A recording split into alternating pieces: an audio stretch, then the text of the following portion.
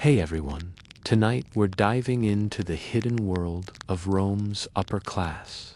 Before you settle in, hit that like button and subscribe to the channel. But only if you truly vibe with what I'm doing here. Drop a comment about where you're watching from and what time it is there. Always cool to see the community worldwide. Now dim the lights, maybe let a fan hum softly in the background. Let's slide into tonight's journey together. We'll start with how the Roman elite threw extravagant parties in lavish settings. And today, let's explore the secret lives of the Roman elite. They are loud and proud, throwing gold coins at their gladiator slaves and driving chariots like their Formula One cars. Romans certainly knew how to have a good time. But it was often reserved for the elite few in the private villas and gardens that dotted the landscape. The Roman elite were known for their love of parties and celebrations, and they spared no expense when it came to entertaining guests. One of the most popular party games among the wealthy Romans was throwing gold coins from a tower or high place and enjoying the sight of common folk fighting over the riches. While this may sound cruel and uncharitable, it was actually a common practice in Roman culture. The Romans believed that gold had the ability to purify people, and by showering the populace with gold, they were seen as giving back to the community and even atoning for any sins they may have committed. The game was also a way for the elite to display their wealth and power, as well as test the loyalty of their friends and family.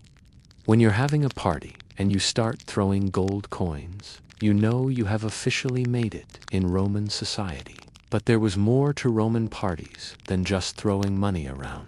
In fact, the Roman elite hosted a variety of different types of parties, each with its own unique theme and purpose. One of the most common types of parties was the dinner party. Dinner parties were an important part of Roman social life and were often held in the evening after the main meal of the day, which was typically eaten around noon. These parties would often feature live music, dancing, and lots of food and drink. The host would typically greet their guests at the door and lead them into the dining room, where they would be seated on couches or chairs around a table. Once everyone was seated, the feast would begin. Roman meals were typically served in courses with a variety of dishes, such as roasted meats, fish, fruit, and vegetables. Wine was also a staple of Roman feasts and was served with the meal. The Romans also enjoyed drinking a type of spiced wine called mulsum, which was made by mixing wine with honey and spices. As the party continued, guests would enjoy music and dancing and engage in conversation with one another. It was not uncommon for dinner parties to go on for several hours, and the partygoers would often stay up late into the night. Another popular type of party among the Roman elite was the banquet. Banquets were larger and more formal affairs than dinner parties, and were often held to celebrate special occasions such as a wedding or the return of a victorious general from war. The Roman Emperor Caligula was famous for his love of extravagant banquets, which he used to impress his guests and show off his wealth. He hosted one such feast in the year 39 AD in the city of Alexandria. The event was held in honor of the Roman Senate and was one of the largest and most extravagant parties ever thrown by a Roman emperor. According to Cassius Dio, a Roman historian, the preparations for the banquet began 3 days earlier with the arrival of the senators. They were met with a procession of elephants and horses and shown to their luxurious lodgings. On the day of the feast, the senators were escorted to the palace, where they were greeted by a sight that left them speechless. The reception hall was decorated with gold and precious stones, and a golden throne had been set up for Caligula. The table was laden with delicacies from all over the empire, including exotic animals that had been captured for the occasion. The guests were entertained by musicians and dancers from Egypt and Rome, and were given gifts of gold and jewels. The banquet lasted for 8 days, and was filled with drinking, gambling, and debauchery. Senators were paired off with women to ensure that no one left without a companion, and brothels were set up in the gardens for those who wanted to indulge in the pleasures of the flesh. The festivities were so wild that several senators died as a result. Overall, the banquet was a huge success and cemented Caligula's reputation as a man who knew how to throw a party. Emperor Nero was another Roman emperor who loved to throw extravagant parties. In 64 AD, he hosted a party in his pleasure boat that was equipped with chariots, towers, colonnades, shops, and even a stadium. Nero set sail from Misenum with his guests and spent the day racing chariots, watching mock battles, and engaging in other athletic competitions. The party lasted for 5 days and ended with a grand feast. Another emperor, Commodus, was also known for his love of parties. He hosted one such party in 180 AD in the city of Rome. The celebration lasted for 7 days and featured gladiatorial combats, animal hunts, and chariot races. There were also theatrical performances and musical concerts, and the streets of Rome were decorated with garlands and statues of the emperor. The party culminated in a grand banquet at which Commodus was crowned the victor of the games. Now let's talk about the venues for these parties. Where exactly did the Roman elite go to let loose and have a good time? One of the most popular party destinations in ancient Rome was the Domos. A domos was a large house or palace that was typically owned by a wealthy Roman family. These homes were often located in the most prestigious neighborhoods in the city, and were decorated with expensive artwork and furniture. The atrium was the center of the home and was typically decorated with a fountain or statue. The peristyle was a courtyard surrounded by columns and was often used for dining and entertaining guests. The Roman Emperor Augustus famously hosted parties in his domus, which was located in the heart of Rome. The palace was decorated with marble and gold and featured a number of luxurious apartments for guests to stay in. Augustus would often entertain members of the Senate and other important figures in the Roman Empire in his domus. Another popular venue for parties in ancient Rome was the villa. A villa was a large country house that was often owned by a wealthy Roman. These houses were usually located outside the city walls and featured gardens, fountains, and other luxurious amenities. The villa was also a great place for hosting parties, as there was plenty of space and privacy.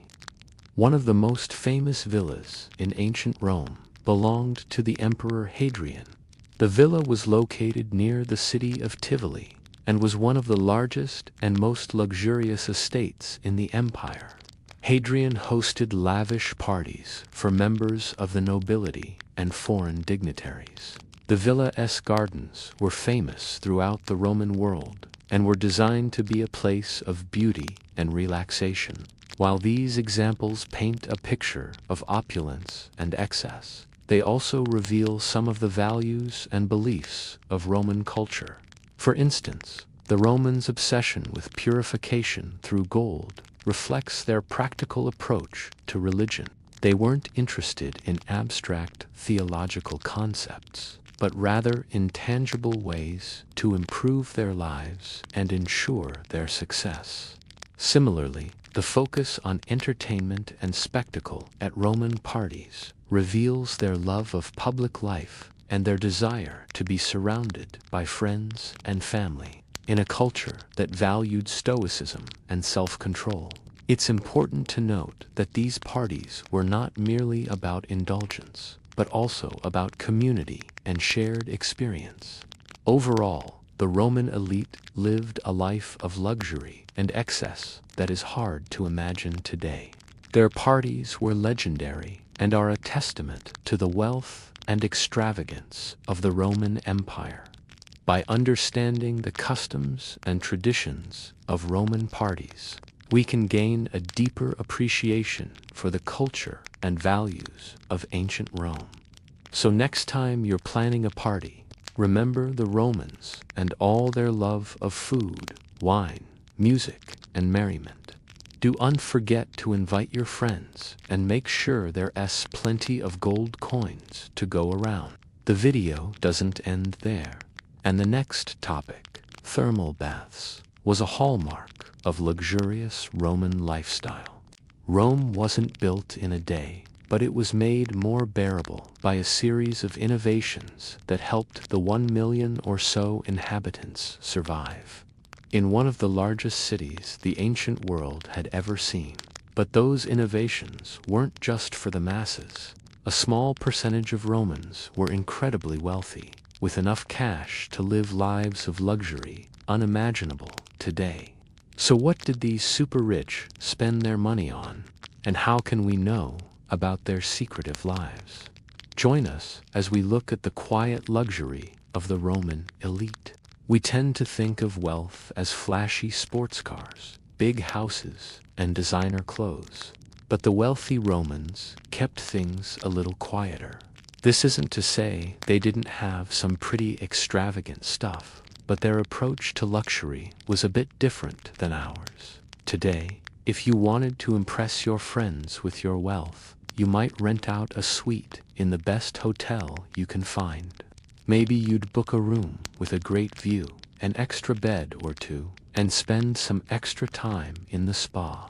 But for the wealthy Romans, they didn't need to travel to get the best suites. Instead, they built them. In fact, the wealthy Romans built entire complexes dedicated to relaxing and recuperating, full of all the luxuries one could want. But they took relaxation to another level. The complex was called a balneum, and while we might call it a bathhouse, this would be like comparing it to a health club, a spa, a gym, and a public pool, all rolled into one. The layout of a private balneum varied from house to house. Sometimes the rooms were all in one place, and sometimes they were split up between multiple buildings. But no matter the configuration, there was always a central area that focused around heating and cooling rooms, known as tepidarium, a frigidarium, and a caldarium. They would each feature pools of increasingly hotter water, but also exercise equipment, massage rooms, gardens, and other relaxing areas. In the case of the caldarium, or hot bath, the temperature could reach as much as 100 degrees Celsius. That's as hot as the hottest saunas you can visit today. But the Romans didn't just relax once they got to the caldarium. They exercised here, too. It sounds a little weird to us, but it makes sense if you consider that exercise was a large part of Roman culture. Even the Emperor Nero competed in athletic competitions. And staying warm was essential to exercising, because the real key to the Roman bath was that everything had to be done in a very specific order. The patron would start by getting very hot in the dry, sauna-like caldarium, but before that, they would cover themselves in oil and scrape it off to remove dead skin. Then they de-wash themselves with cold water and cover themselves in a clay-based cosmetic known as the Roman cosmeticon. After laying around in the dry heat for a while, they'd head over to the tepidarium, or lukewarm baths, where they would wash their bodies again. This time with lukewarm water, they would slap themselves to increase blood flow and improve their circulation. Finally, they'd finish off in the frigidarium, or cold baths, plunge pools that could be filled with either cold water or snow. Once they finished their last round of bathing, they might choose to cover themselves in a drying powder or oil themselves up and then get dressed. The whole experience would take hours and include not only the baths, but exercises, socializing, and plenty of wine. And while it seems odd to us now, this was a common way for people to spend their free time. There are even descriptions of people attending the public baths in their togas. But while the process might seem odd to us, it makes sense when you consider that the Romans had invented many of the tools that we use in the baths today. For instance, they developed a type of handshake dryer powered by a slave turning a wheel. Some baths even featured rudimentary underfloor heating systems that used hot air to keep the patrons comfortable. These innovations weren't limited to the baths either. Many houses had intricate plumbing systems and indoor toilets with running water. Of course, this luxury came at a cost. Private bathrooms needed a minimum of 3 slaves to operate comfortably. A slave would need to turn the crank on the hand dryer.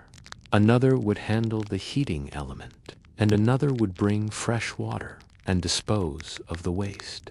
On top of that, every patron needed to bring their own toiletries. Slaves would carry baskets filled with oils, perfumes, sponges, towels, and more. If you were a frequent patron, you would probably end up spending more time in the balneum than you did at home, and you're not alone. The Romans loved public baths, and there were plenty of establishments open late into the night.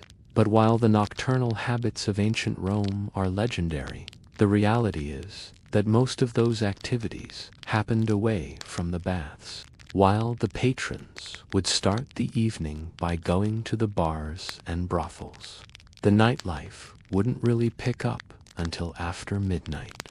During the hours before dawn, Romans would go to taverns and gamble, carouse, and fight. As the morning came, people would try to sleep before heading home to start their workdays. Now, this doesn't mean that the wealthy Romans didn't enjoy a drink or two, because they absolutely did. Wine was a common part of the diet for Romans of all social classes, and the wealthier members of society enjoyed imported wines from France and Spain. It was also common for the elite to have their own vineyards, although they usually reserved the output for special occasions. Still, while they might have enjoyed drinking, the Roman elite weren't as wild as modern conceptions of debauchery might lead you to believe. Sure, there were drunken orgies and parties with prostitutes, but the wealthy Romans were generally pretty careful about how hard they partied. After all, being drunk could result in making bad decisions. And when you're wealthy, you have a lot more to lose. So instead, they often turned to proxies to do their reveling for them. Enter the gladiator. Now, you don't have to worry, because the Romans weren't exactly enjoying the gladiators fighting to the death. Instead, the combats were more like sporting events, with the wealthy Romans betting on which gladiator would win. And the more famous the combatants, the bigger the crowds would get. In fact, the Colosseum, where most of the fights took place, could draw crowds of over 80,000 people. But you didn't have to bet on the fights. You could also make wagers on chariot races. Horse racing was wildly popular in Rome, and there were 4 main factions that most Romans supported. Since the color of the charioteers' tunics matched the colors of the teams, supporters would don similar colored togas to show their allegiances. One writer even reported that Emperor Nero banned chariot racing for a while, simply because he didn't want to smell like horse dung anymore. If you couldn't decide between watching the chariots or the gladiators, you could always check out the executions. Rome didn't have a death penalty per se, but convicted criminals could be put to death if the judge saw fit. Usually these deaths were by crucifixion, but it was also common for groups of criminals to be executed together, almost like an all-star game of sorts. To top it off, if none of these options appealed to you, you could simply pay admission for the gladiatorial games and watch whatever was going on. But as we said before, the primary purpose of the baths was relaxation, not debauchery. So while you might be surprised by the number of people who frequented the establishment, you should be surprised to learn that the staff of the establishment knew a thing or two about discretion. After all, if word got out that someone was visiting the bathhouses at night, they might be arrested for whatever scandalous behavior they were up to. The attendants at the baths didn't want to risk that happening to them or their patrons, so they kept quiet. For the most part, this meant that while the elite might have partied, the general public never found out, and the powerful people of Rome were able to enjoy their baths and maybe a glass of wine without anyone looking over their shoulders, waiting for them to slip up. And we move on to the next story. Lavish villas showcase stunning architecture and expansive gardens. Rome was not built in a day, but if you had strolled through its streets in antiquity, you would have thought it was. In less than 2 centuries, it went from a small village to an imperial city that sprawled over 3 square miles, with wide boulevards, a massive colosseum, and monumental public buildings. All these sites are world famous today. But when you picture life in ancient Rome, they probably come to mind first. You may not think about the quiet luxury enjoyed by the elite in their private homes, yet these were just as impressive. This is the villas of the Roman elite, Part 2. Welcome to my channel. Today, we're looking at some of the most lavish private homes ever built in ancient Rome, the villas of the Roman elite. Part 1 looked at country villas belonging to the wealthiest Romans, but the emperors and the super-rich also had houses in the city. As you'll see, they weren't that different from their country retreats, except for being closer to taverns. Emperor Nero's mother, Poppaea Sabina, is our first subject. She started off as the 3rd wife of the Emperor Claudius and became the 2nd wife of Nero after he took the throne. Historians describe her as both beautiful and intelligent, but it's likely that she got too powerful and was eventually executed by Nero. Her demise is one of history's great what-ifs. If she hadn't been killed, who knows what kind of influence she might have had on the young emperor. It turns out that she spent a lot of time planning and building her dream home before her untimely death. It was located at the foot of the Palatine Hill near the Circus Maximus and boasted a spectacular view of the Forum. Built in the 1st century AD, it was considered one of the finest houses in the city. A detailed description of it was given by the historian Pliny the Younger, who visited it while it was still under construction. Poppaea's villa had 3 stories with colonnades surrounding a central courtyard. Each room was decorated differently, with various themes. One featured bronze statues set in marble, while another had paintings of Greek poets and philosophers. There were also rooms decorated with Egyptian sphinxes, and other rooms with nothing but white walls to accentuate the views outside. While it's difficult to tell whether these views were of the Forum or of the Circus Maximus, it was clearly an amazing sight. A visitor described it as being able to see all of Rome from there. However, no view could be seen from the bathhouse. This was built deep in the bowels of the earth, with no windows to let in natural light. Here, Slaves would heat the rocks in the frigidarium with braziers, and then throw water over them to create steam. From there, visitors would progress to the tepidarium, which was a bit warmer, and finally to the caldarium, where the hottest baths were kept. There were also rooms for guests to lie down and relax, while others scraped and massaged their flesh until it was smooth. One of the most impressive aspects of Papia's house was the garden, even though it wasn't very big. According to Pliny the Younger, it was a carefully designed ecosystem.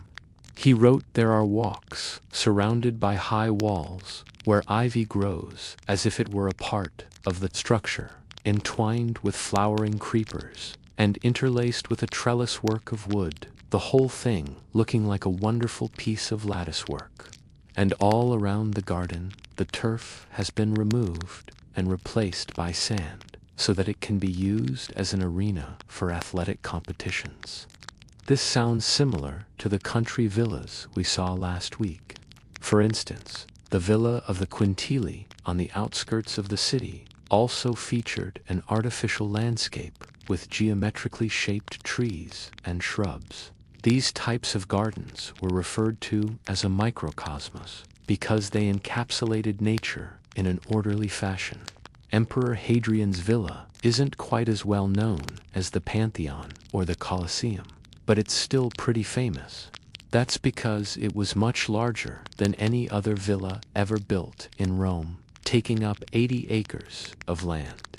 It was situated at the base of the Alban Hills in the town of Tivoli, Italy. The ruins still stand and are open to the public.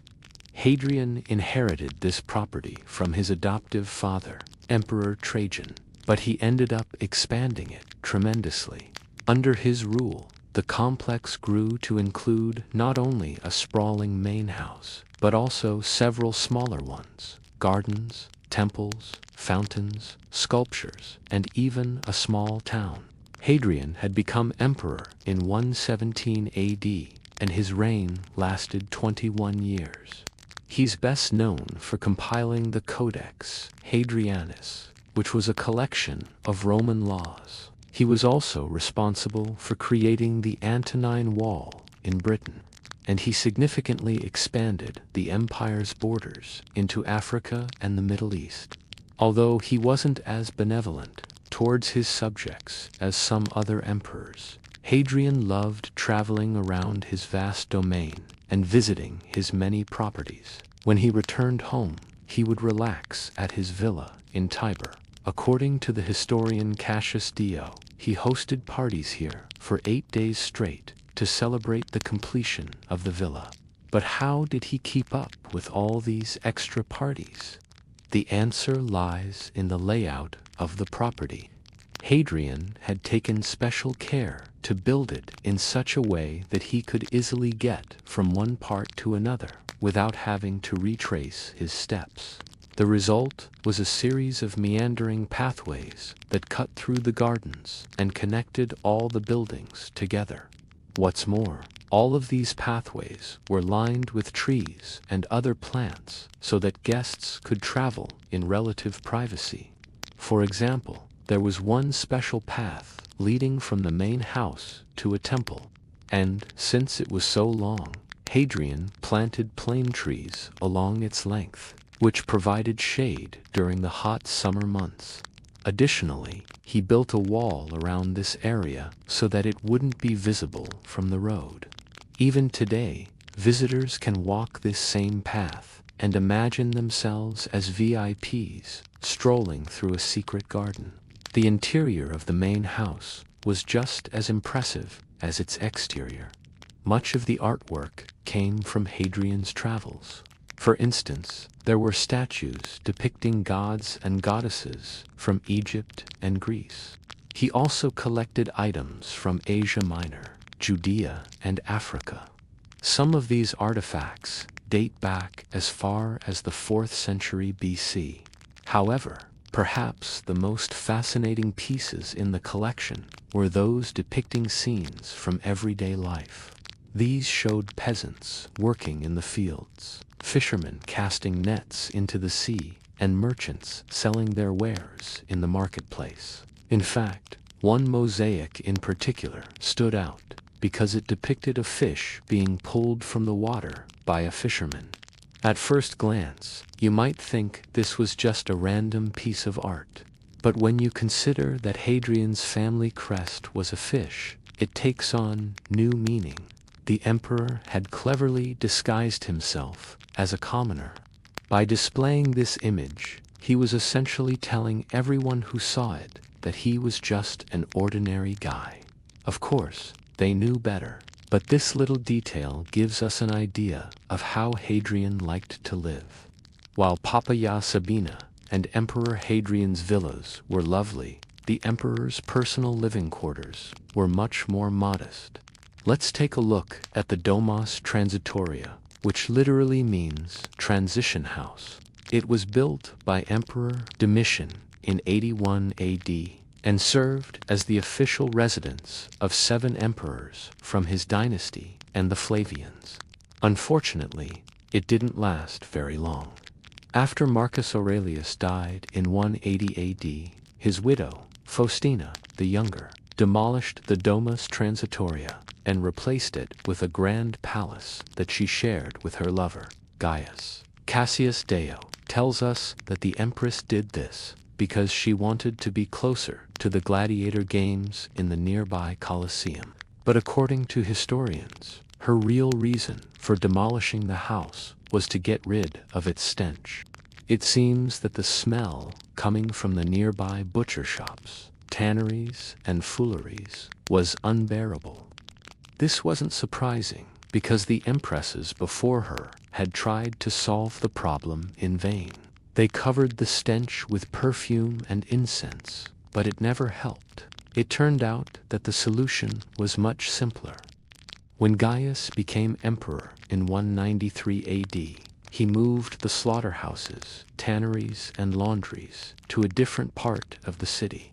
Then he rebuilt the Domus Transitoria, but this time with expensive materials and beautiful artwork. Instead of having plain marble columns, the rooms were finished with ivory and inlaid with precious stones. But even these luxurious apartments couldn't save him from the stink of Rome.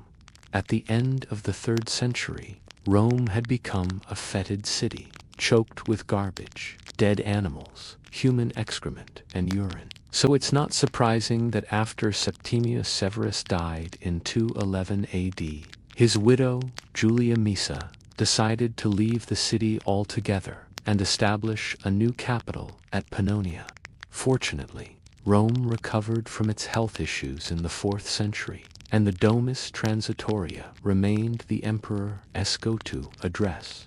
But that doesn't mean it smelled good. When you picture the lives of the Roman elite, you probably imagine wild parties, gladiatorial combat, and chariot races. While these were popular forms of entertainment, the wealthy Romans also appreciated quieter pastimes, such as gardening and poetry readings. So the next time you stroll through the ruins of Rome, remember that there were people just like you and me who lived there. They had families, friends, and hobbies. They also loved to decorate their homes with beautiful things and surround themselves with lush greenery. And that brings us to the next section. Extravagant feasts included diverse entertainment like acrobats and gladiators. Well, the feast was not for everyone. It was a luxurious, lavish event reserved for a select few. And today, we're going to look at the secret lives of the Roman elite and how they enjoyed their quiet luxury. You might be wondering what exactly is quiet luxury, and how did the Romans practice it? Quiet luxury is a new term coined by author and journalist Carlina White in her 2023 book of the same name. She defines it as a form of conspicuous consumption that doesn't flaunt wealth through logos or labels, but instead focuses on quality materials and timeless designs. It's about subtle, understated elegance rather than overt displays of affluence. In essence, it's the luxury that whispers rather than shouts. They understood the value of quality over quantity, of understated elegance over vulgar displays of wealth. This is evident in the way they furnished their homes, dressed for social events, and most notably, hosted their dinner parties. While historians have long marveled at the grandeur of Roman feasts, what is often overlooked is the quiet luxury that permeated every aspect of these gatherings, from the selection of ingredients to the decorum of the dining space. By understanding what went into hosting a Roman dinner party, we can gain a deeper appreciation for the values and aesthetics of a civilization that continues to captivate us even today. One example of the quiet luxury of the Roman elite is their practice of serving a variety of dishes at their feasts, including wild boar, peacock, and dormice. The abundance and diversity of dishes also speak to the sophisticated palate of the Roman upper class, who were not satisfied with simple fare, but instead sought out the finest food and drink that the empire had to offer. This is reflected in the writings of Roman authors such as Apicius, whose cookbook De Re Coquinaria provides a glimpse into the elaborate world of Roman cuisine. Apicius's recipes call for exotic ingredients such as garum, a fermented fish sauce from Spain, and marothamum, a spicy pepper from Arabia. He also includes recipes for more humble fare, such as eggs and bacon, indicating that the Roman elite did not limit themselves to only the most expensive ingredients. Instead, they enjoyed a wide variety of foods, both luxurious and everyday, with an appreciation for the nuances of flavor and texture that each ingredient brought to their meals. However, the Roman elite's appreciation for fine food did not end with the selection of ingredients. Roman cooks were highly skilled professionals who followed precise recipes and techniques to create dishes that were not only delicious but also visually appealing. They used a variety of cooking methods, including baking, grilling, and stewing, and they were familiar with a wide range of ingredients, both local and imported. The presentation of food was also an important part of the Roman dining experience. For the elite, a meal was not just a means of sustenance, but also a way to display their refined tastes and appreciation for the finer things in life. They understood that a well-prepared, beautifully presented meal could enhance their status and impress their guests, the taste buds, and delight the eyes of their fellow partygoers. Another example of the quiet luxury of the Roman elite is their practice of having separate tables for different types of food at their feasts. This reflects their attention to detail and their desire to create a refined dining experience for their guests. This allowed guests to sample a wider variety of dishes and also made it easier to serve and clear away the food. It also created a more intimate and sophisticated atmosphere, encouraging guests to linger over their meals and enjoy the company of their fellow diners. This approach to hosting a dinner party was not just a matter of convenience or practicality. It was also a way for the Roman elite to display their wealth and power, as well as their attention to detail and their desire to create a refined dining experience. This was particularly important during the Republic and early Empire periods, when Rome was home to a diverse array of cultures and cuisines. From different regions of the empire into their feasts, the Romans were able to demonstrate their cosmopolitanism and their ability to transcend the boundaries of local customs and traditions.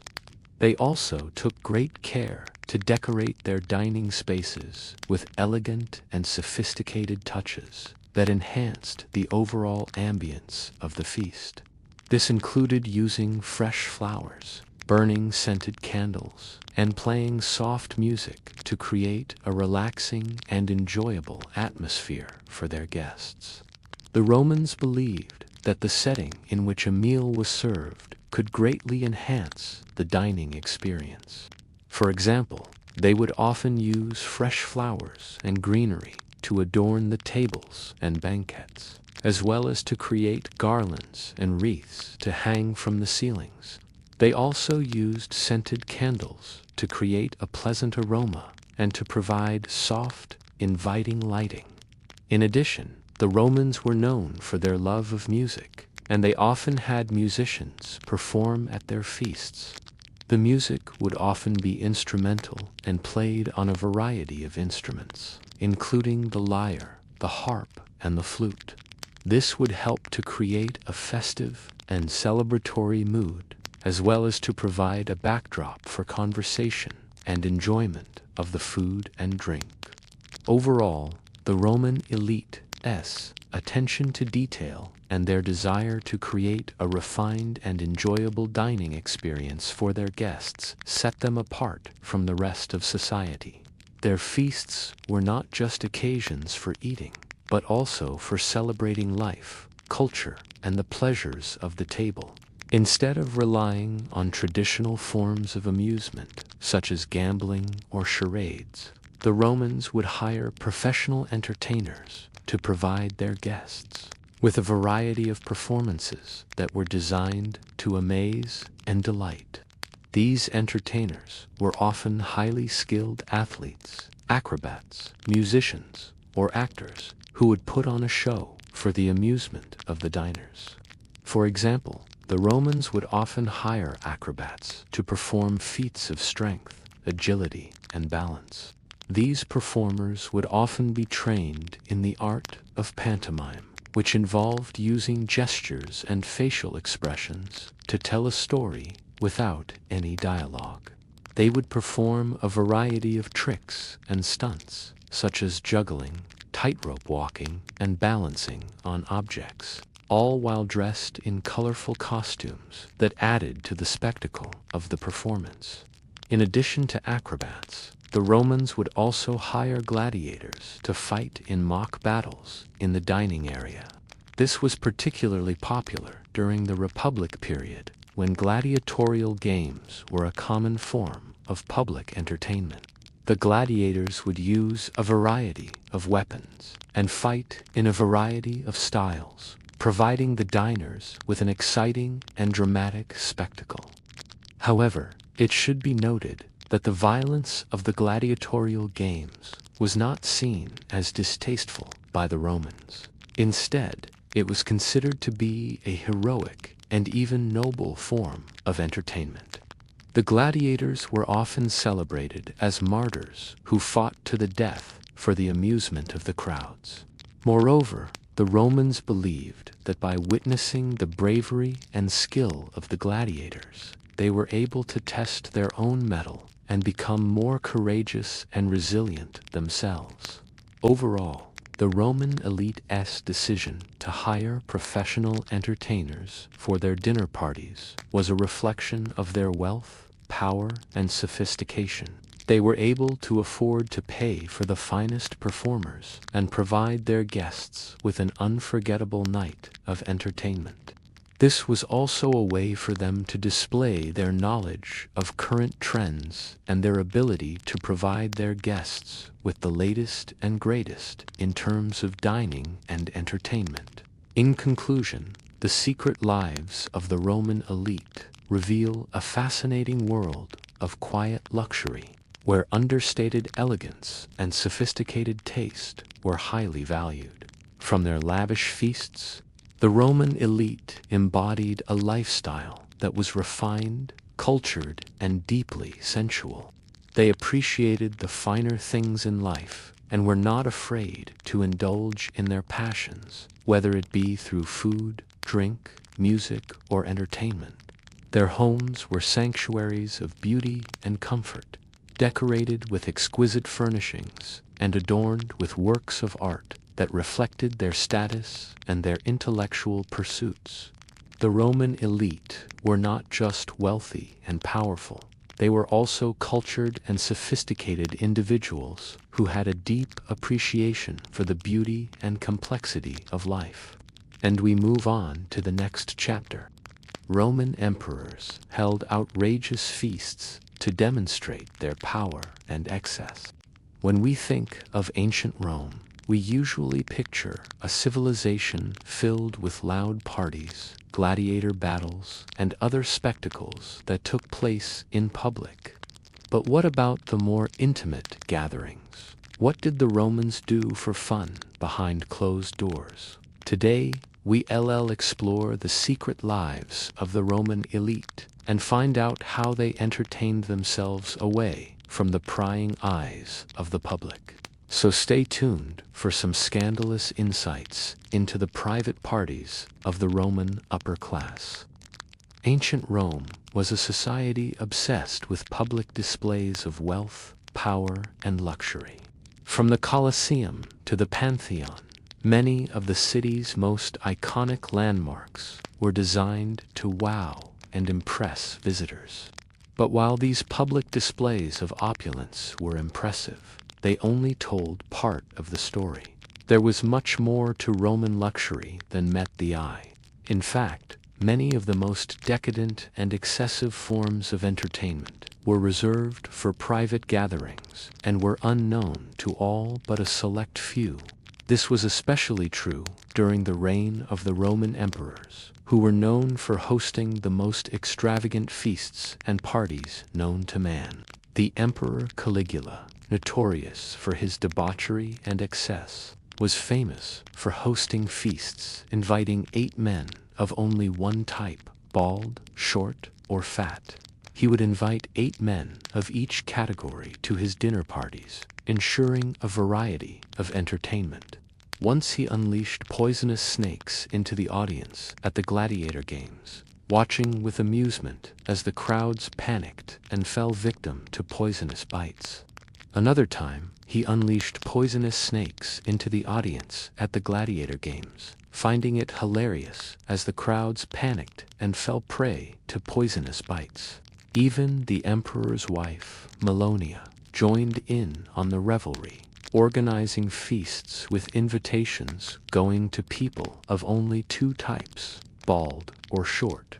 While this may seem shocking, it was actually a common practice among the Roman elite to use their wealth and power to indulge in pleasure and excess. This was not just a way to pass the time, but rather an essential part of maintaining their social status and power. By hosting lavish parties and indulging in the finest food and drink, the Roman elite were able to demonstrate their wealth and power to others and reinforce their position in society. It also served as a way to network and build alliances with other members of the elite, as well as a means of keeping the populace happy and under control. However, despite the excesses of the Roman elite, it's important to remember that ancient Rome was not a society without its problems. There was widespread poverty and inequality, as well as political corruption and instability. The lavish lifestyle of the elite was made possible by the exploitation of the poor and the subjugation of conquered peoples.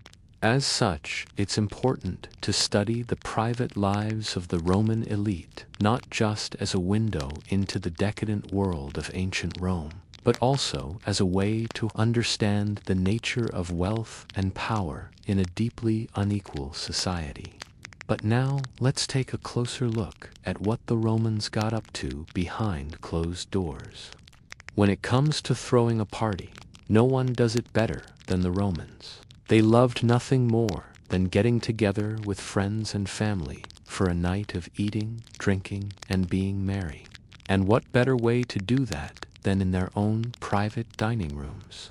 While the grandeur of Roman banquets is well documented, there was a different kind of feast that took place in the privacy of the elite's homes. These were not the large gatherings that we might imagine today. but rather more intimate affairs with a select group of guests. One example of this type of party was a dinner hosted by the Roman Emperor Marcus Aurelius, who was known for his Stoic philosophy and his efforts to maintain order and justice in the empire. According to the historian Cassius Dio, Marcus Aurelius hosted a dinner party for 8 of his closest friends, inviting them to his private residence. The menu for the evening consisted of a variety of dishes, including peacock, dormice, honey, figs, and roses. The dinner was not just a chance for the emperor to relax and enjoy good company, but it was also an opportunity for him to discuss philosophy and politics with his friends. It was during these private gatherings that the emperor could be his true self, away from the pressures and responsibilities of ruling an empire. Another example of a private Roman feast can be found in the writings of the Roman poet Martial, who was known for his witty and often scandalous poems. In one of his poems, Martial describes a dinner party hosted by a wealthy Roman nobleman named Quintus, who spared no expense to entertain his guests. The dinner was held in Quintus's dining room, which was decorated with exquisite paintings and sculptures. The walls were lined with marble columns, and the ceiling was adorned with intricate frescoes. The room was filled with the aroma of exotic spices and the sound of lively conversation as guests from all over the empire gathered to celebrate. During the feast, Quintus's slaves served up a sumptuous meal featuring dishes from every corner of the empire. There were succulent roasted meats, fresh seafood from the coast, and fruits and vegetables from the emperor's gardens. The wine flowed freely, and the guests were entertained by musicians and dancers. One guest, a young woman named Cornelia, caught the attention of several men at the party, including the Roman Emperor Titus. He had heard rumors of her beauty and was determined to meet her. However, Cornelia was already engaged to be married, and her father was determined to keep her out of the emperor's sights. Still, Titus was persistent, and he sent a series of gifts to Cornelia's house, hoping to win her over. When her father refused to accept the gifts, Titus had them thrown back at him, causing a scandal that shocked the entire empire.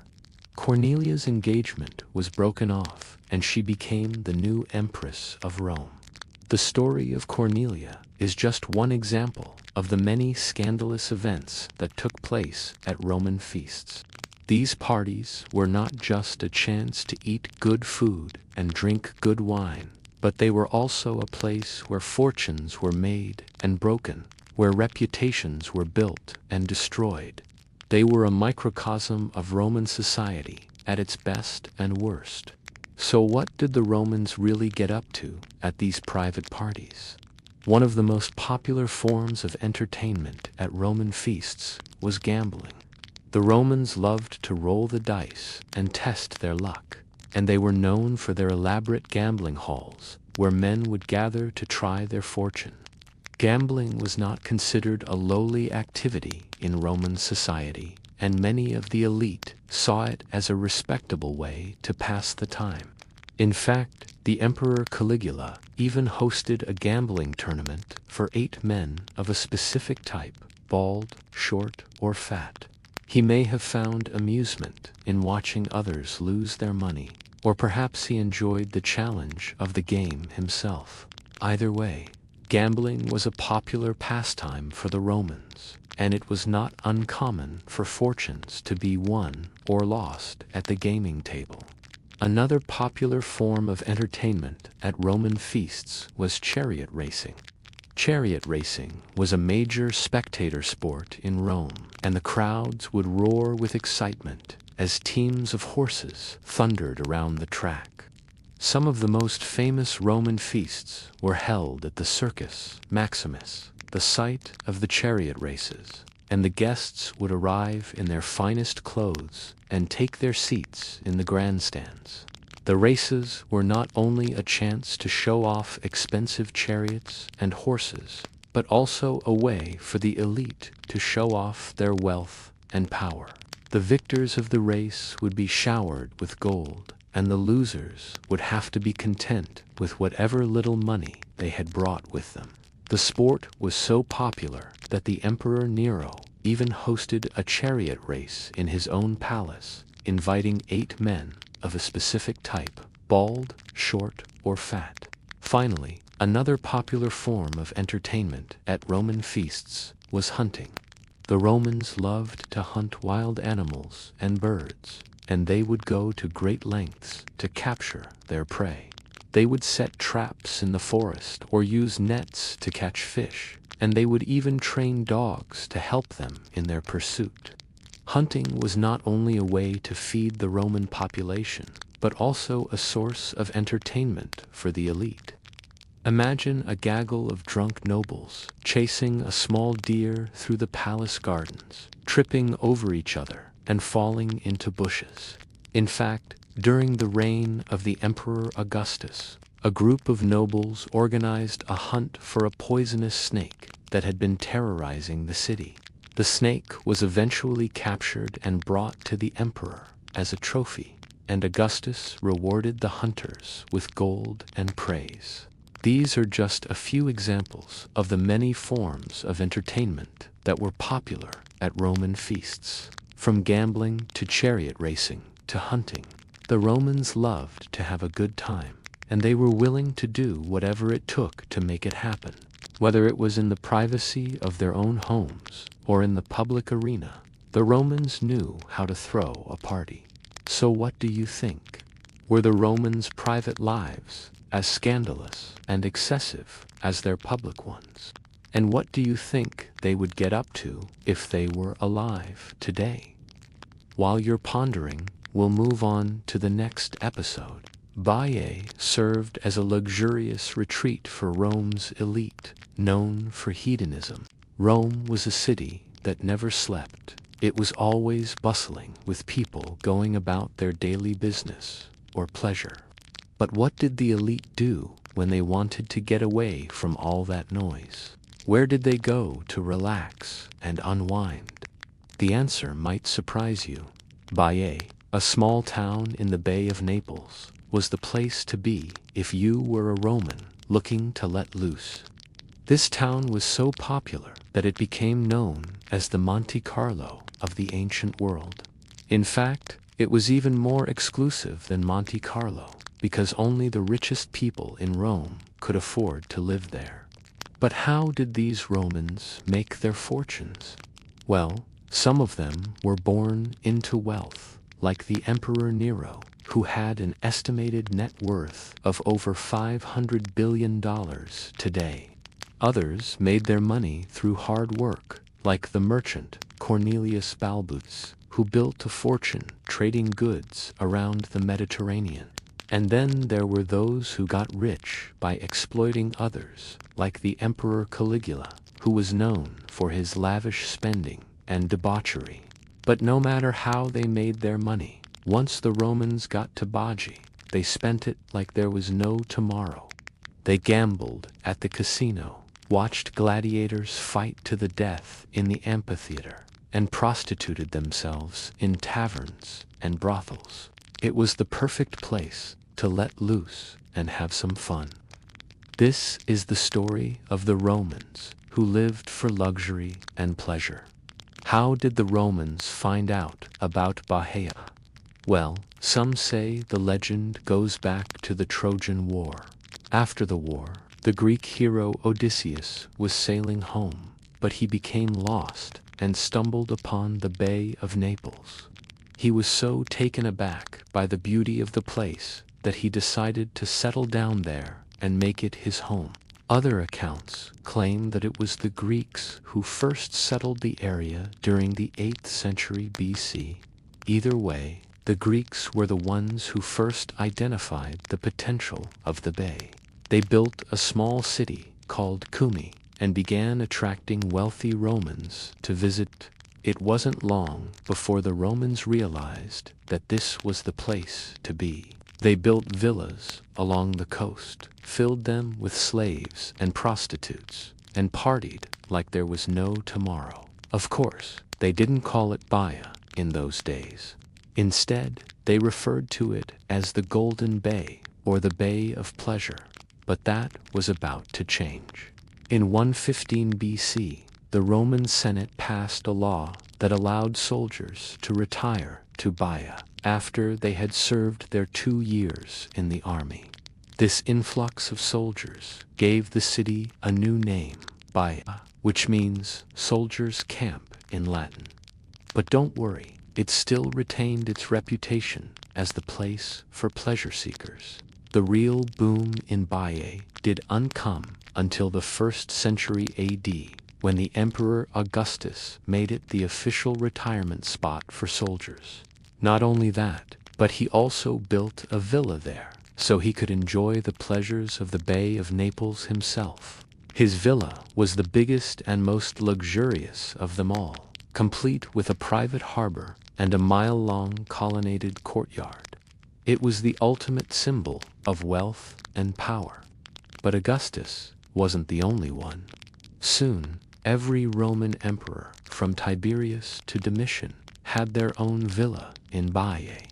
They came here to relax and enjoy themselves after a hard day of ruling the empire. So what exactly did these Romans do for fun? Well, let's start with the obvious, gambling. The Romans loved to gamble, and there was no better place to do it than in Baia. The city was full of casinos, where they could lose or win big. One of the most famous casinos in Baia was the one owned by the Emperor Nero. It was said to be so luxurious that it made the other casinos in the city look like a joke. Unfortunately, we don't know much about it because it was destroyed in a fire in 64 AD, but we do know that it was the place to be if you were a Roman gambler. The next popular activity in Baia was watching gladiators fight to the death. The Romans loved this form of entertainment, and they had plenty of opportunities to see it in Baia. There were several amphitheaters in the city where gladiators would fight lions, tigers, and bears. Oh my! One of the most famous amphitheaters was the one built by the Emperor Vespasian. It was a huge structure made of stone that could hold up to 20,000 spectators. That's enough room for the entire population of Baia to watch a fight. But not all the entertainment in Baia was violent. The city was also home to a number of brothels, where the Romans could go to meet people and have some fun. And let's face it, the Romans knew how to throw a party like nobody's business. They came to Baia to let loose and have a good time, and they did it in style. Now, you're probably wondering why these Romans kept coming back to Baia. After all, there were plenty of other places they could go to relax. Well, it was simple. Baia was the perfect combination of luxury, excitement, and affordability. For the wealthy Romans, it was the ideal destination. They could stay in luxurious villas, eat delicious food, drink fine wine, and gamble without worrying about breaking the bank. Plus, it was easy to get to. Baia was located on the Bay of Naples, which was one of the most popular vacation spots in the Roman Empire. The journey from Rome to Baia took about 3 days by boat, but it was well worth it. Of course, things weren't perfect in Baia. There were sometimes political tensions, criminal activity, and public health issues. But overall, it was a great place to be if you were a Roman looking for a good time. Just ask any of the emperors who built their retirement homes there. Emperor Augustus was the first emperor to build a home in Baia. He did it in 27 BC and set the trend for the following emperors. His villa was the biggest and most luxurious of them all, complete with a private harbor and a mile-long colonnaded courtyard. But it wasn't just about the size of the villa. It was also about the location. Augustus chose to build his home on the highest point in Baiae, so he could have a panoramic view of the entire bay. It was the perfect spot for a monarch who had just brought peace and stability to the Roman Empire after decades of civil war. The next emperor to follow Augustus's lead was Tiberius. He built his villa in Baiae in 14 AD and chose to live there for the last 4 years of his life. Tiberius was a bit of a recluse, so it's no surprise that he chose to spend his final years in a quiet and secluded place like Baiae. But that doesn't mean he didn't know how to have a good time. In fact, Tiberius was known for his love of parties and feasts, and he likely enjoyed many of them in his villa in Baiae. Caligula was the third emperor to build a home in Baiae. He followed suit in 37 AD and used it as his vacation spot whenever he needed to take a break from the pressures of being emperor. Caligula was known for his lavish spending and debauchery, so it's no surprise that he chose to live it up in Baiae. In fact, he was known for throwing parties that lasted for days, complete with chariots, elephants, and prostitutes. After Caligula's assassination in 41 AD, the next emperor to own a home in Baiae was Nero. He purchased a villa in Baiae in 54 AD and used it as his summer home. Nero was known for his extravagant lifestyle and his love of luxury, so it's no surprise that he chose to live in a place like Baiae. In fact, he was known for hosting parties that were attended by the elite of Roman society, including members of the Senate and the imperial court. Not only did these emperors have their own homes in Baiae, but they also built many public buildings and monuments there. They constructed temples, theaters, aqueducts, and baths, all in the name of providing entertainment and luxury for the citizens of Baiae. These emperors were not shy about showing off their wealth and power, and they did it in style in Baiae. While these emperors enjoyed the finer things in life, it's important to remember that not everyone in Baiae was so lucky. The city was also home to a number of brothels and gambling houses, which attracted a less savory crowd. There were also a number of crimes committed in Baiae, including murder, theft, and extortion. The city's reputation for luxury and pleasure also made it a target for pirates and barbarians. Despite these challenges, Baiae remained one of the most popular destinations for the wealthy Romans. Its reputation for luxury and pleasure was simply too strong to resist. And while the emperors may have been the ones who built the grand villas and monuments in Baiae, it was the common folk who truly made the city come alive. So the next time you reminisce about the opulence and decadence of ancient Rome, be sure to raise a glass to Baiae, the city that never sleeps. And on to the next chapter. Intimate gatherings emphasized exclusivity and prestige among guests. When you think of ancient Rome, what comes to mind? Perhaps gladiators fighting in the Colosseum, emperors being assassinated, or debauchery in taverns and brothels. Well, today we're going to look at something more interesting: the private parties of the Roman elite. Most of what we know about daily life in ancient Rome comes from the grand monuments and impressive architecture that has survived for thousands of years. We have all heard of Roman emperors like Caligula, Nero, or Augustus. But have you ever wondered what their homes looked like, or how they spent their free time? Today, we will be exploring what the secret lives of the Roman elite were really like, by looking at some of their most intimate gatherings, which emphasized exclusivity and prestige above all else. Get ready to learn about the parties of ancient Rome, where the guests were carefully selected, and even the servants had to dress up to serve. The world of ancient Rome was not an easy one to live in. There were frequent wars, natural disasters, and political upheaval. As such, it is no surprise that those who could afford to escape for a little while did so with vigor. Parties and feasts were a popular way for the wealthy Romans to get their minds off their problems, at least for a little while.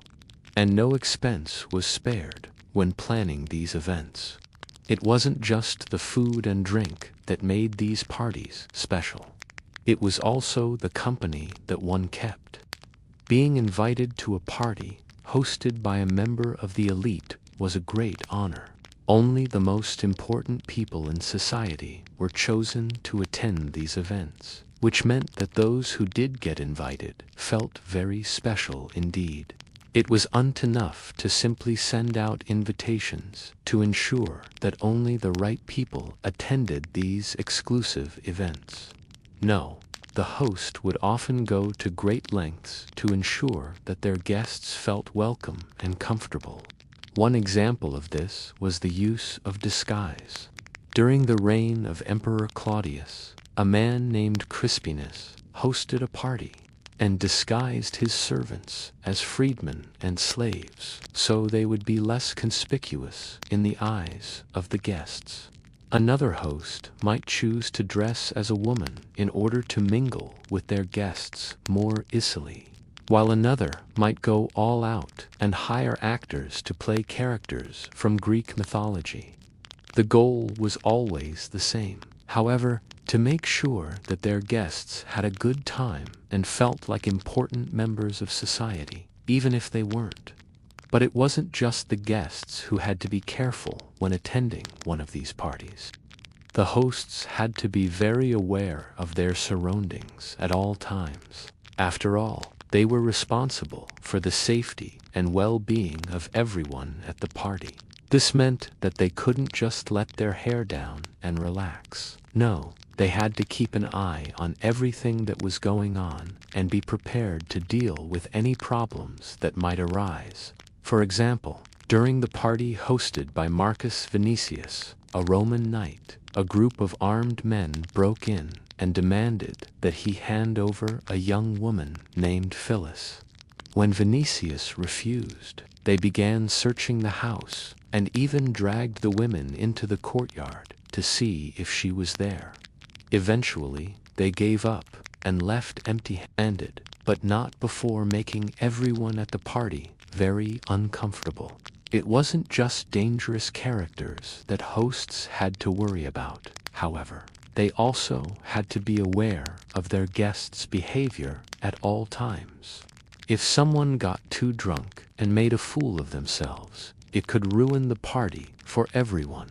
So hosts would often employ guards to keep an eye on their guests and make sure that nothing got out of hand. Even the guests themselves knew that they had to behave appropriately and would often bring their own guards along to help keep things under control.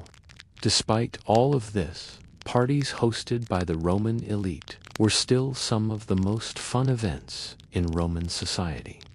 People came from all over the empire to attend these parties, and the invitation list was always a hot commodity.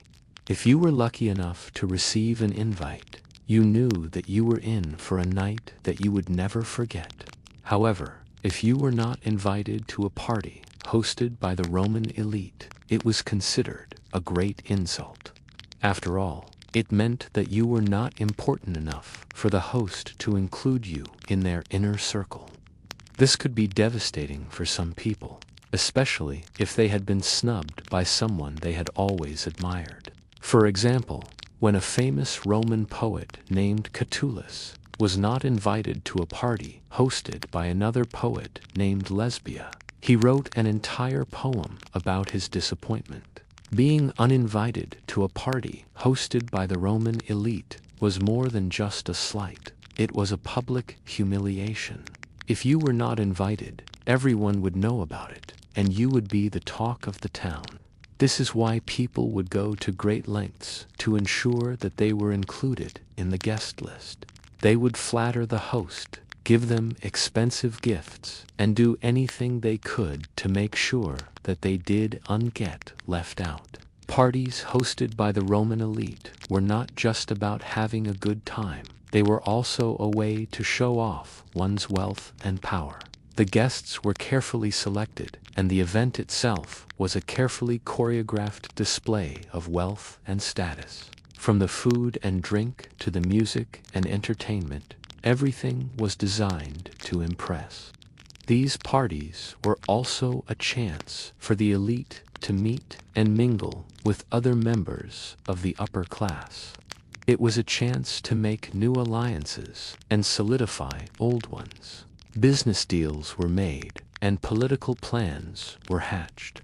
It wasn't all just fun and games. After all, in addition to the main event, there were also smaller parties that took place before and after the main event. These were more intimate affairs, but they were just as important. They were a chance for the elite to let their hair down and relax without the pressure of having to entertain guests. These parties were usually held in private homes and were much more low-key than the main event. However, they were just as important. These parties were a chance for the elite to let their hair down and relax without the pressure of having to entertain guests. These parties were usually held in private homes and were much more low-key than the main event. However, they were just as important. They allowed the elite to get to know each other on a more personal level and to build relationships that would help them in their careers. During the days of ancient Rome, it was very common for people to hold feasts in their homes. These feasts could be in honor of a god or goddess, or they could just be a way to celebrate life. During these feasts, people would eat delicious food, drink fine wine, and listen to live music. It was a time for revelry and merriment, and everyone was welcome to attend. These home feasts were a big part of Roman culture, and people from all walks of life would participate in them. Slaves were often given the opportunity to feast alongside their masters, and even foreigners were welcome to attend. During these feasts, there was a lot of drinking and partying, and it was not uncommon for people to stay up all night and into the next day. It was a time for people to let loose and enjoy themselves, and they would often do just that. While these feasts were generally peaceful affairs, there were occasionally violent incidents that would occur.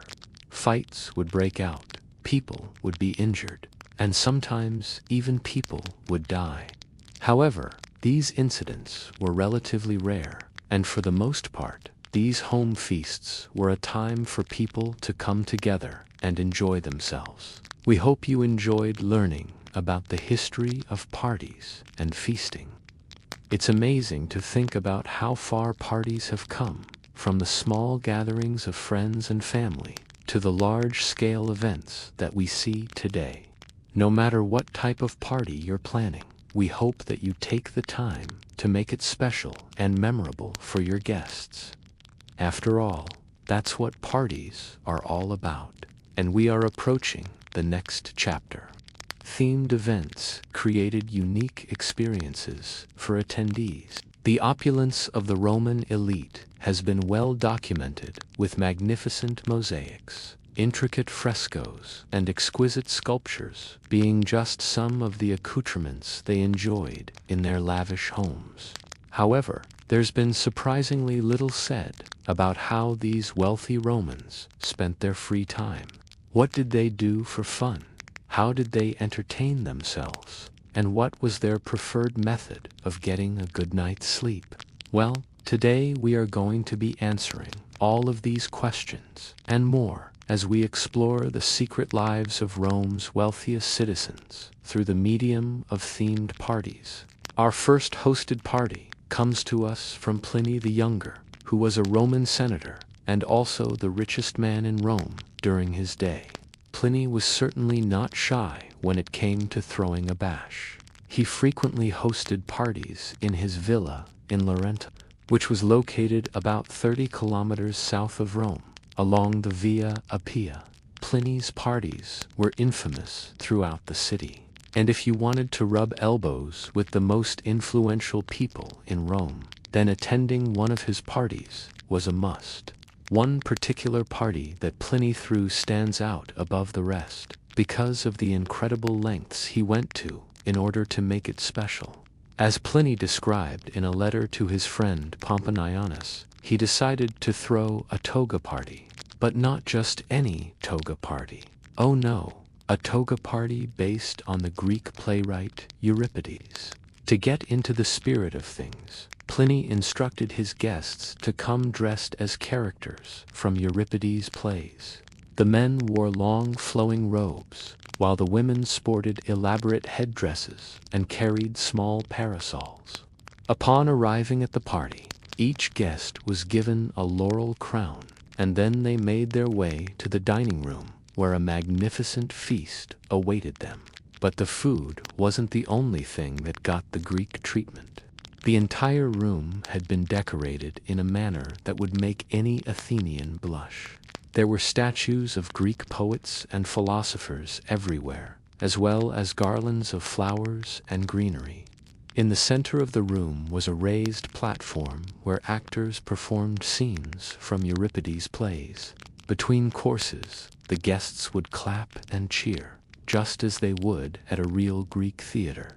And when the meal was finished, the party moved to the garden where there was dancing and drinking. It was such a success that Pliny even wrote about it in a letter to his friend, saying, "You should have been here last night at my house.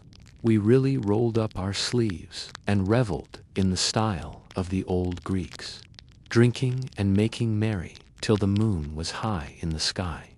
I think it's safe to say that Pliny the Younger knew how to throw a party, and this soirée was truly a unique experience that combined food, drink, music, theater, and literature in a way that was both fun and educational. If only we could relive this experience today. Our next themed party takes us back to ancient Greece, this time to the city of Athens. This party was thrown by a man named Phidias, who was an accomplished general and statesman. Like many of the Greek elite, he loved nothing more than a good party, and this one was, by all accounts, a spectacular affair. The occasion was the Panathenaic festival, which was a celebration of the goddess Athena. The festival took place every 4 years and featured a procession of maidens who would carry offerings to the goddess. The procession would then be followed by a banquet at which poetry, music, and dancing would be performed. One year, Phidias decided to go all out and turn the banquet into an epic poem reading.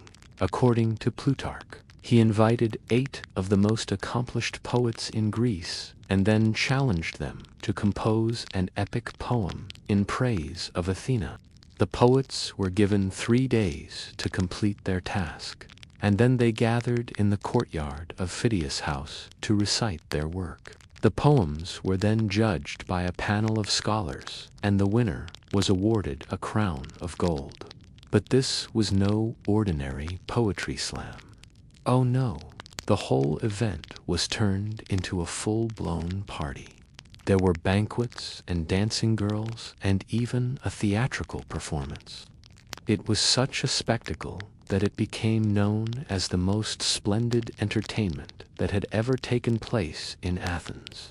And if that's not enough to convince you that the ancient Greeks knew how to throw a good time, I don't know what will. And while the previous parties were reserved for the most elite members of society, this final one is sure to bring a smile to everyone's face. Our next stop takes us to the house of a Roman merchant named Marcus Gavius Apicius. Now, you may be thinking, a merchant?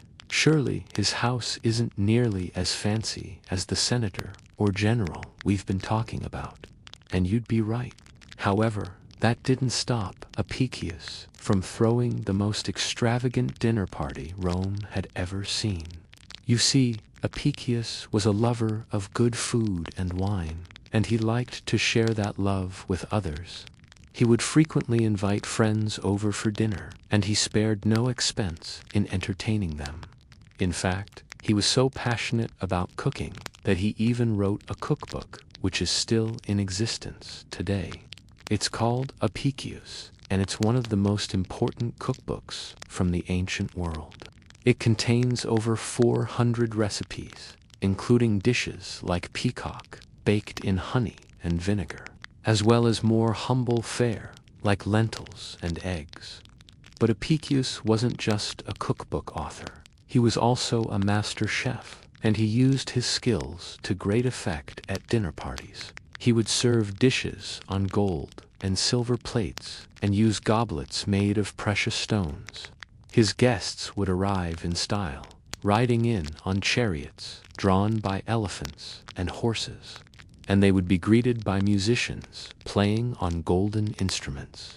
According to Cassius Dio, one of Apicius' dinner parties got so out of hand that the musicians ended up playing on the tables and chairs.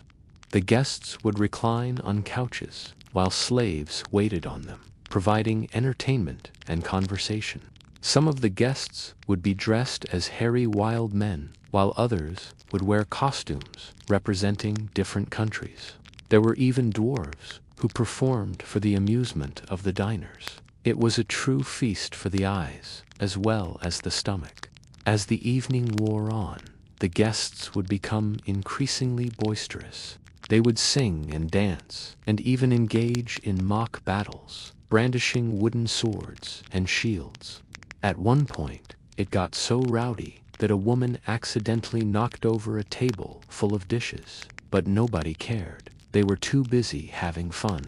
When the party was over and the guests had finally left, Apicius collapsed on a couch, exhausted but happy. He had put on the greatest dinner party in Rome, and he knew it. He may not have been a senator or a general, but in that moment, he was the most important man in the city. And that's the real story of Marcus Gavius Apicius, the merchant who hosted Rome's most extravagant dinner party. While the opulence of the Roman elite is well documented, their more private activities have been largely forgotten through the medium of themed parties. We've been able to catch a glimpse into the secret lives of some of the most powerful people in Rome. From Pliny the Younger's Greek-inspired toga party to Phidias' epic poetry slam, to Marcus Gavius Apicius's legendary dinner party, these events give us a sense of the fun-loving, boisterous nature of the Romans. They also show us that even the most elite and powerful people in society enjoy a good time. And we move on to the next chapter. Intimate dinners fostered exclusivity and reinforced social prestige. Rome was not built in a day, but the Roman elite did ensure that it would be consumed in one. Whether through their engineering innovations or their sheer appetite for excess, they left behind a legacy of marvels that still stands to this day. But what was daily life like for the citizens at the top? What were their habits, their interests, and their intrigues? Now we are going to study how the Roman elite ate, drank, and entertained themselves. You won't believe what secrets these ancient Romans were hiding.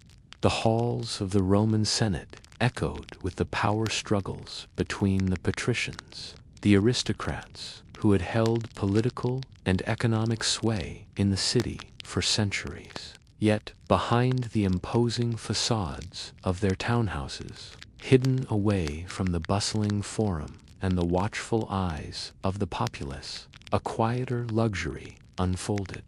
This was the world of intimate dinners, where the aroma of fine food mingled with the murmur of secret conversations, and alliances were forged and broken over goblets of wine. The dining habits of the Roman elite serve as a window into their culture, values, and concerns. In this episode, we will discover how these lavish meals were not just about satisfying hunger, but were a tool to display wealth, influence, and power. Join us as we bring to life the delectable dishes, the intoxicating drinks, and the scandalous stories that unfolded during these clandestine feasts. It is important to understand the importance of food in Roman culture, because food played a central role in Roman society. It was more than just sustenance. It was a way to demonstrate one's status, engage in diplomacy, and celebrate special occasions. For the Roman elite, hosting a dinner party was an opportunity to showcase their wealth and power. They would serve dishes made with exotic ingredients from across their vast empire, including spices from the east, seafood from the coasts, and delicacies from the provinces. These meals were not only visually appealing, but also designed to tantalize the taste buds. The Romans were known for their love of rich, flavorful food, and their chefs would prepare meals that were both sumptuous and satisfying. Now let's talk about the process of preparing a meal for the Roman elite. Preparing a meal for the Roman elite was a highly orchestrated affair. The process began with selecting the freshest ingredients, which were often brought in from the markets early in the morning. Chefs would then spend hours chopping, slicing, and mincing the ingredients before cooking them to perfection. The cooking process itself was a delicate balance of art and science. Chefs had to be skilled not only in following recipes, but also in adjusting them based on the quality of the ingredients and the preferences of their diners. Once the meal was ready, it was presented to the host, who would inspect it carefully before giving the final approval for serving. The menu for a typical meal for the Roman elite might have included appetizers such as olives, figs, and cheese, followed by main courses like roasted peacock or lamb, accompanied by sauces made with ingredients like honey and vinegar. For dessert, there might have been fruit, nuts, and sweet pastries. Overall, the goal was to create a dining experience that was both luxurious and memorable, and the chefs of the Roman elite were masters of this art form. Banqueting was an integral part of Roman culture and was used to celebrate important occasions such as military victories, political alliances, and religious festivals. During the banquets, the tables were laden with a variety of dishes, and the guests would feast for hours. There were several key elements of a Roman banquet. One of the most important was the placement of the tables. The head of the table was considered the place of honor and was usually occupied by the most important guest, or the host. The other guests were seated in order of importance, with the lowest-ranking individuals at the far end. The table setting was also an important part of the banquet. The Romans used a variety of plates, bowls, and cups made of silver, gold, and crystal. They also used decorative items, such as flowers and candles, to create a festive atmosphere. During a Roman banquet, guests would be served a variety of dishes, including appetizers, main courses, and desserts. Appetizers might include items such as olives, figs, and cheese, while main courses could consist of roasted meats, fish, or vegetables. Desserts might include fruit, nuts, and sweet pastries. Wine was also an important part of the Roman banquet. The Romans were known for their love of wine, and they would serve a variety of different types during their feasts. Wine was served in specialized cups and was often mixed with water to create a more palatable beverage. The entertainment at a Roman banquet was another important element. Musicians and dancers would often perform for the guests' enjoyment, and there may even have been gladiatorial combats or animal hunts. The whole event was meant to be a celebration and a chance for the elite to show off their wealth and power. However, the cost of hosting a banquet was not insignificant. The elite had to hire a large staff to help with the preparation and service of the meal. They also had to purchase expensive ingredients and decorations, as well as pay for entertainment. Despite the cost, however, banqueting was an important part of Roman culture, and the elite saw it as a necessary expense to maintain their status and power. The clamor of chariot wheels faded into the background as the sun began its descent, casting long shadows across the city. It was the signal for the elite to retreat from the public eye and indulge in the pleasures of private dining. Their townhouses, sanctuaries of marble and frescoed walls, welcomed them with cool interiors and hushed whispers. Here, amidst the soft glow of oil lamp lighting, a more intimate version of Rome unfolded. Within the peristyle, a courtyard surrounded by columns, tables were set, each a stage for a silent drama of flavors and textures. The finest fabrics, often imported from Egypt or Greece, adorned the tables, contrasting with the gleam of silver and gold. Flatware, a testament to the wealth that made it possible. Crystal goblets, some containing aromatic wines from the Campania region, others holding vinegar or spiced ciders, awaited the silent auction of conversation.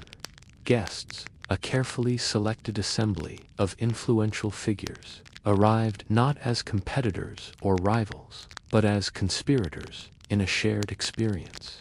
Friendships were forged and rivalries forgotten as they entered the sanctuary of the evening, a space where the pursuit of power was replaced by the simple joy of good company and exquisite cuisine. Appetites were whetted with small bites, perhaps some salted and roasted nuts, maybe slices of fresh figs, their sweetness a prelude to the grander flavors that followed.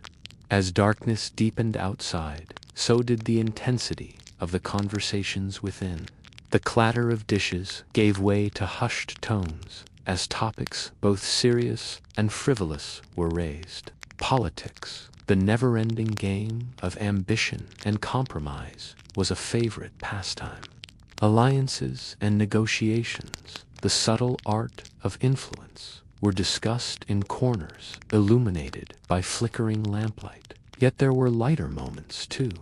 Witty banter, tales of daring adventures, and gossip from the latest spectacles provided a counterbalance, reminding all present that life, like a well-balanced meal, was best savored when complemented by a variety of flavors.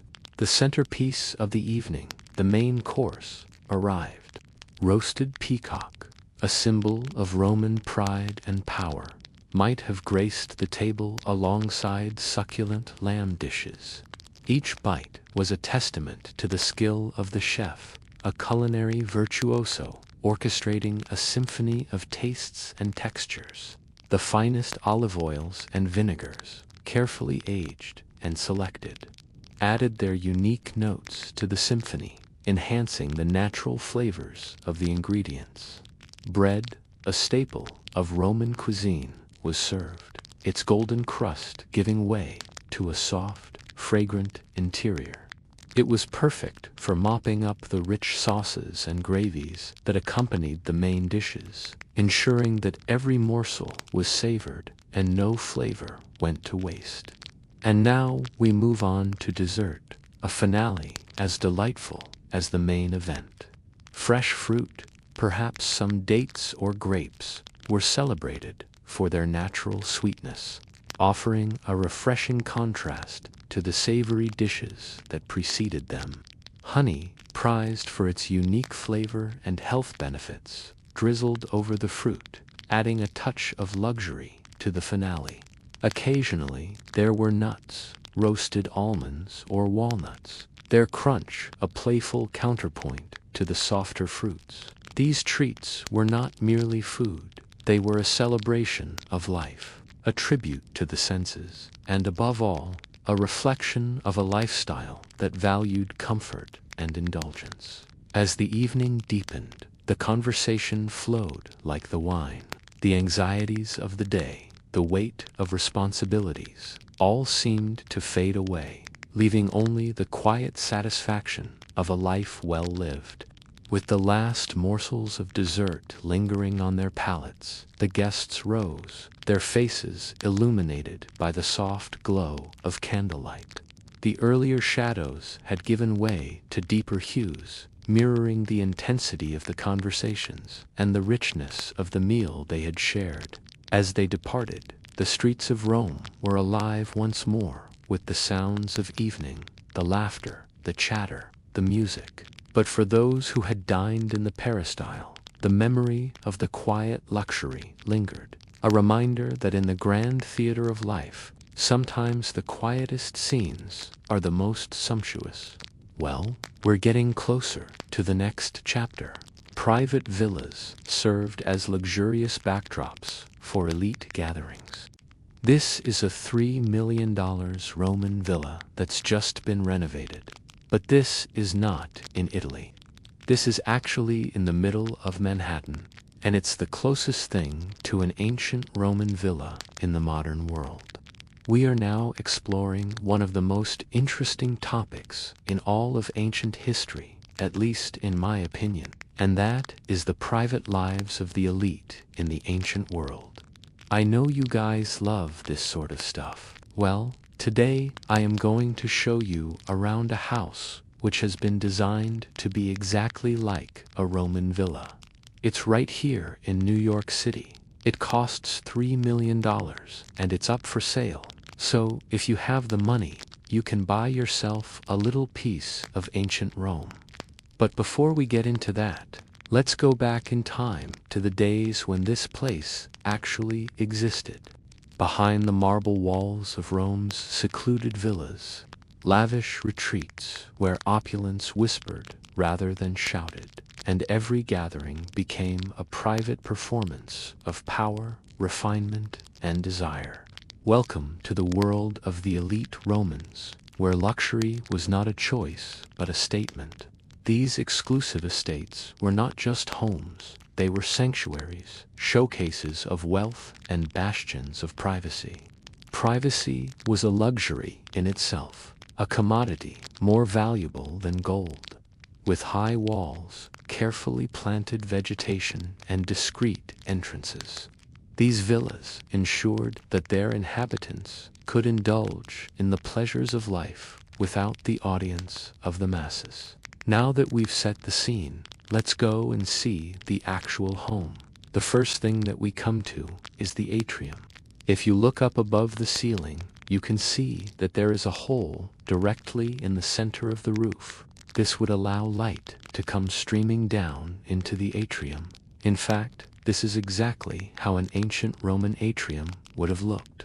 You would have had a pool of water in the center, surrounded by plants and trees. Then you would have had 4 columns surrounding that pool. And then you would have had a cubiculum, or a bedroom, above the pool. This is why Roman houses were built around an atrium. They wanted to maximize the amount of natural light that came into the house, because electricity did not exist back then. This meant that you needed to have as much natural light as possible to be able to do anything. That's why they had those huge windows. Now, also notice the intricate patterns on the floor. This is called a fresco floor. This is actually a very recent innovation at the time of ancient Rome. Back then, instead of having tiled floors, they actually had plain cement floors. But during the reign of Augustus, people began to add decorative patterns to the floors using small pieces of colored glass. And that's exactly what we see here. Next, we're going to move on to the dining room. Now, this was probably one of the most important rooms in the whole house, because this was where you would have entertained your guests. Food was a very big deal in ancient Rome. The most expensive ingredient that they had was actually imported olive oil. It was so expensive that they would often serve meals on golden plates just to save money. Of course, this meal would have been served by slaves. Slavery was a very important part of Roman society. In fact, at the time that Jesus was born, there were about 2 million slaves in Rome alone. So when you walked into the dining room, your slave would have been standing there ready to serve you your food. Your slave would have been dressed in a special outfit, a white tunic, and a little red cap. This was the standard uniform of a slave in ancient Rome. When the meal was over, they would have thrown the scraps out the window. In fact, if you look out any of the windows in this house, you can imagine poor people fighting over the scraps of food that were being thrown out. The elite would have feasted on delicacies from across the empire, including exotic meats, rare spices, and fine wines brought from distant lands. The table would have groaned under the weight of delicacies, and the finest tableware would have been on display. Let's move on now to the peristyle. This was the main outdoor living area of the house. It was surrounded by columns. You could walk underneath them, and you could sit out here and enjoy the beautiful weather. Maybe read a book, or write letters, or conduct business. For the elite Romans, these colonnaded walkways were not just architectural marvels, they were extensions of their living spaces. Here, the murmur of fountains mingled with the scent of blooming flowers, creating an atmosphere of refined elegance, while the peristyle was a place for relaxation and socializing. The triclinium was reserved for the more intimate pleasures of dining. In these semi-enclosed areas, couches replaced chairs, and guests reclined while enjoying sumptuous meals. Conversation flowed as freely as the wine, creating an atmosphere of camaraderie and revelry. The next room that we're going to visit is the library. Books were extremely rare in ancient Rome. In fact, there was only one person who owned books, and that was the emperor. He had an entire library built for him inside the palace. But if you were a wealthy Roman, you could go to the public libraries. There were 2 main libraries in Rome. One was built by Atticus, and the other was built by the emperor. At the time, books were extremely expensive, and they were also extremely heavy. Back then, scrolls were the way that they preserved knowledge. Also, if you look around the room, you'll notice that there aren't any chairs or couches. The reason for this is because in ancient Rome, couches were considered to be too luxurious for a library. You would only find couches in places like brothels or taverns. To be in a library, you had to be willing to sit on the ground and show respect for the books. The library was not just a repository of scrolls and tablets. It was a hub of intellectual discourse. Here, scholars and philosophers gathered, discussing the latest texts and debating the deepest mysteries of the universe. But what about the bedrooms? What would the bedroom of an elite Roman look like? In fact, if we go upstairs now, we'll take a peek at one of the bedrooms. Back then, each bedroom would have its own bathroom attached. It wasn't like today, where everyone shared one bathroom. Each bedroom had its own bathroom with running water. They also had couches in the bedrooms because they didn't sleep in beds. Instead, they would lay down on a couch with linen bedding. It was considered to be too common to sleep in a bed. Only the lower classes slept in beds. The upper classes slept on couches. The walls would have been decorated with frescoes, scenes from mythology, or landscapes that added a touch of grandeur to the private chambers. These frescoes were not mere paintings. They were stories unfolding on the walls, tales of gods and heroes that made each room a gallery of epic narratives. The bedrooms were sanctuaries of rest, offering respite from the demands of Roman life. Inspired by the public bathhouses, private bathing facilities were a blend of luxury and hygiene. Marble and mosaics adorned the floors and walls, turning each bath into a work of art. The villas weren't just about luxury and indulgence. They were also about power and control. Their very design was a statement, a declaration of the owner's status and influence. The villas were often strategically located, offering a sense of exclusivity and prestige. Some were nestled near the Tiber River, enjoying panoramic views.